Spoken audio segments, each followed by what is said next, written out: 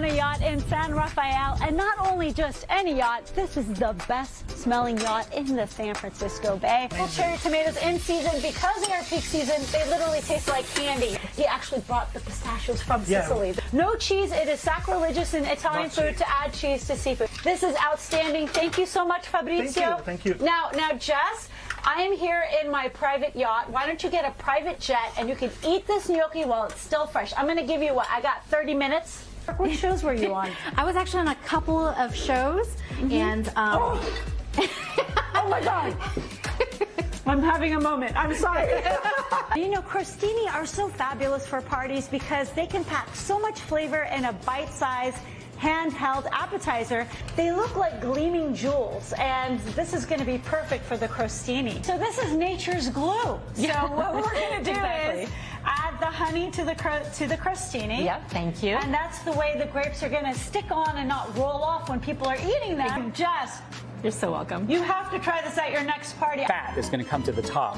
Yes. And that's why we have this ladle to here. kind of skim the top. Yep, perfect. I like to call it schmutz, but technically it's called what? Scum? Scum. Looking for a fun, new, entertaining idea for your next party, potluck, or even campfire? Well, I've got a great recipe for you. It's called arrayes, which in Arabic means bride and groom sandwiches.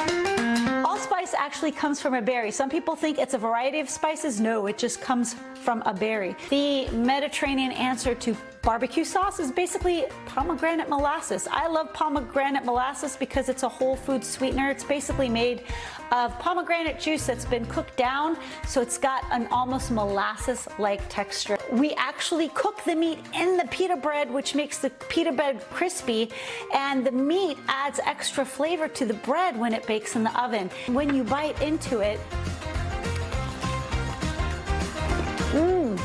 yeah, when you hear that crackling sound, you know it's like a pita chip and a burger all rolled into one. Valentine's Day, we're talking toffee.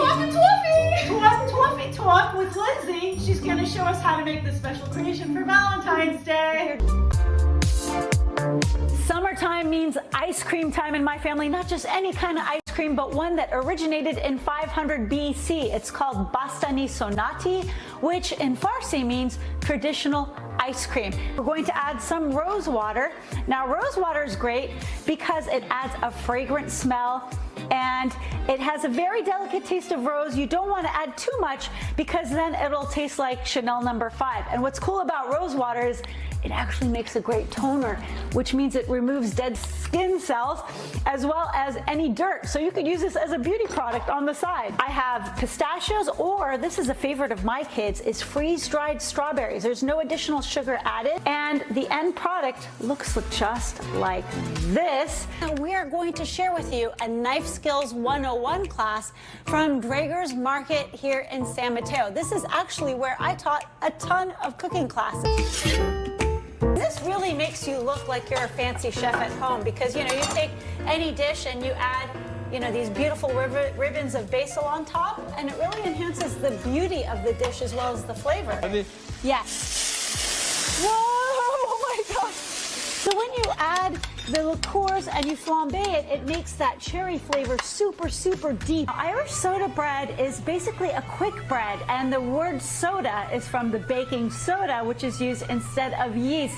And so it's crackly on the outside and soft on the inside, often has raisins. I have to share with you a story. Yes. I actually went to an Irish Catholic school, and I used to live for St. Patrick's Day because my friend would always have the Irish soda bread slathered with butter, and I would trade anything for that bread every year, and I'm so excited to learn how to make it. Could we use parsley instead of cilantro? Some people don't like cilantro. I'm thinking of my dad. I'm talking to you, Dad.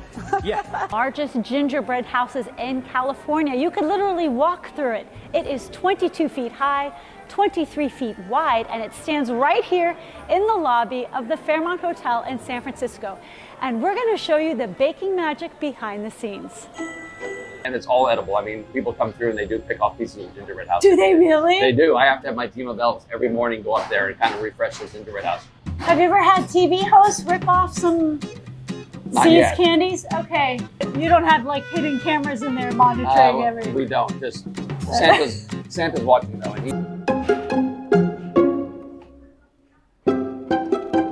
the reason why you have to mix the cornstarch and a bit of strawberry puree before adding it to the rest is to take out all the lumps. If you just added the cornstarch all by itself, you might have some lumps of cornstarch, and that is not good if you want to make the pie.